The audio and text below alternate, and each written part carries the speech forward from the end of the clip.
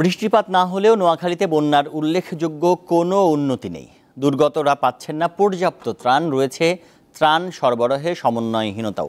মাঠ প্রশাসনের কাছে দুর্গতরা ত্রাণ সহায়তার অনুরোধ জানিয়েছেন। বলছেন, বন্যা পরবর্তী সময়ে বিভিন্ন প্রণোদনা অব্যাহত রাখলে তারা ঘুরে দাঁড়াতে পারবেন।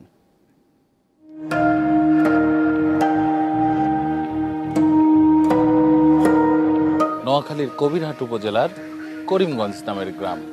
ঘর পর্যন্ত পানি উঠেছে, ভেলাই একমাত্র ভরসা। দিনের নিত্যদিনের কাজকর্ম সারতে এই ভেলা নিয়ে মূল সড়কের দিকে যেতে হয় তাদের। রান্নাঘর তলিয়ে গেছে শৌচাগারও। নিত্যদিনের কাজকর্ম তাই বেশ কঠিন হয়ে পড়েছে এই জনপদে। মূলত ফেনীতে যে বন্যা শুরু হয়েছিল সেটির পানি ধীরে ধীরে দক্ষিণ দিকে গড়াতেই এই এলাকা বন্যার পানিতে প্লাবিত হয়ে যায়। গত কয়েকদিনে তেমন কোনো উন্নতি হয়নি এই এলাকার বন্যার। এই গ্রামের যে মূল কবরস্থান সেটি একেবারেই বন্যার পানির নিচে নিমজ্জিত।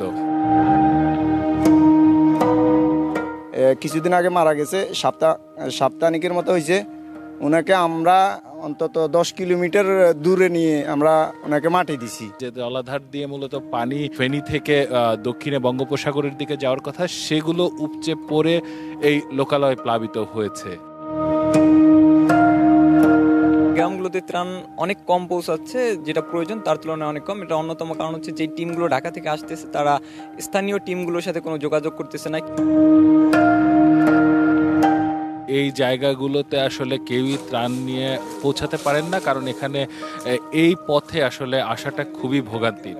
শিশুরা এরই মধ্যে পানিবাহিত রোগে আক্রান্ত হয়েছে এবং এই শিশু খাদ্যেরও কিন্তু তীব্র সংকট রয়েছে। ফেরে খুব দাস্ত হইতে যায় 3 দিন এবং শরীর খুব ব্যথা, বমি টমি হইতেছে না, শুধু দাস্ত। নৌকা দেখে অনেকেই আশায় বুক বেঁধে দাঁড়িয়েছেন বাড়ির উঠোনের কিনারে।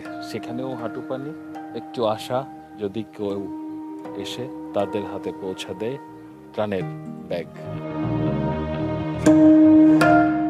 ফায়ার সার্ভিস এবং অন্যান্য বাহিনী সমন্বয় করে বন্যার সময় যেমন আমরা ত্রাণ দিচ্ছি এবং পরবর্তী সময়েও একইভাবে যদি অন্যান্য বাহিনীর সাথে সমন্বয় করে ত্রাণগুলো বিতরণ করা যায় তাহলে একদম সঠিক জায়গায় ত্রাণগুলো পৌঁছানো সম্ভব হবে।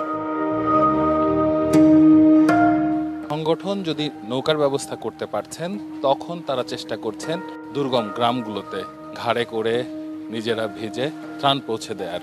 মানবতার যে অনন্য দৃষ্টান্ত সেটি দেখা যাচ্ছে এই এলাকায়। শুধু ত্রাণ নয়, দুর্গম এলাকাগুলোতে দেখা দিয়েছে স্বাস্থ্যসেবারও সমন্বয়হীনতা, যে কারণে জরুরি ভিত্তিতে এই পরিষেবাগুলো প্রয়োজন।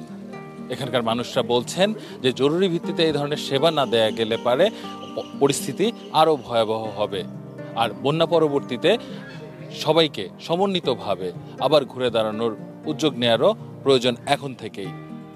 আসিফ জামান, দীপ্ত সংবাদ, নোয়াখালী।